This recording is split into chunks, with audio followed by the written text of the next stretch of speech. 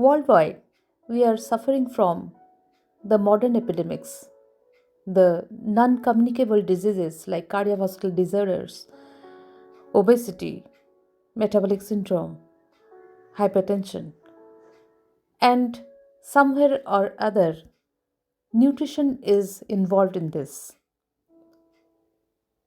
Hence, a concept of balanced diet is very much essential for all of us to know. And for us, medical students, we need to know about it because very frequently we get a question on how to formulate a balanced diet chart for a medical student. That means a balanced diet chart for an young adult having moderate to sedentary lifestyle. So, how to go about it? We have multiple steps. So, first thing, we need to know our ideal body weight. And as per that, we need to calculate the BMR, that is basal metabolic rate. As a rule of thumb, we can multiply it with 30, and whatever amount comes out, that is calculated in kilocalorie per person. But this is not all. We need to add 10% of it as SDA. What is SDA?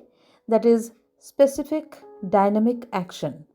This is the energy required for the chemical reactions to take place in our body. So it is considered as the activation energy. Hence, we need to add 10% of the calorie requirement for a mixed diet, which usually we take. Then we need to add some more amount of calorie requirement in lieu of physical activity. For sedentary work, it will be plus 30% of BMR. For moderate work, it will be plus 40%, and for heavy work, it will be plus 50%. So you have to consider for yourself how much you need to add for this physical activity. On an average, it is 1700 kilocalorie for women and 2100 kilocalorie for men for Indian context. The food proportion. We have three proximate principles. So we need to know what are they: carbohydrate, fat, and protein. The ratio should be 60 20 20. So 60 for carbohydrate, majority energy will come from that. Then protein and lipids. And then we need to calculate how much protein is required per day. As a rule of thumb, again, it is 1 gram per kg body weight. So if your weight is 60 kg, you need 60 gram of protein. So 60 gram of protein will generate 60 into 4, that is 4 kilocalorie per gram of protein. Hence, that much energy has to be deducted from the total calorie requirement.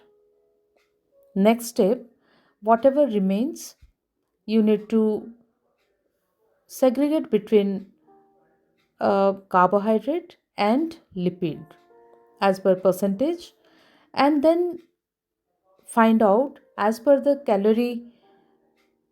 calorific value of carbohydrate and fat, divide in the with the calorie, and you get the amount of carbohydrate and lipid required per day.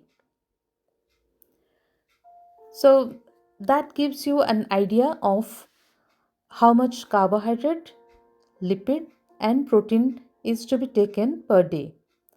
Now, apart from that, we need to mention about how much water we should take. So ideal is 1.5 to 2 liters, and as per the season it may vary little bit here and there.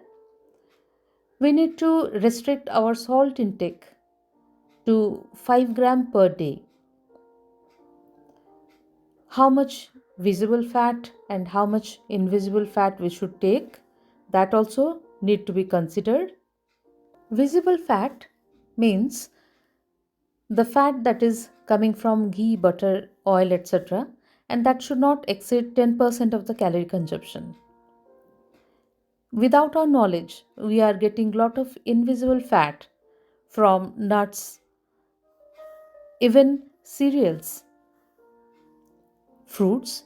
So that way also we get good amount of fat for our diet.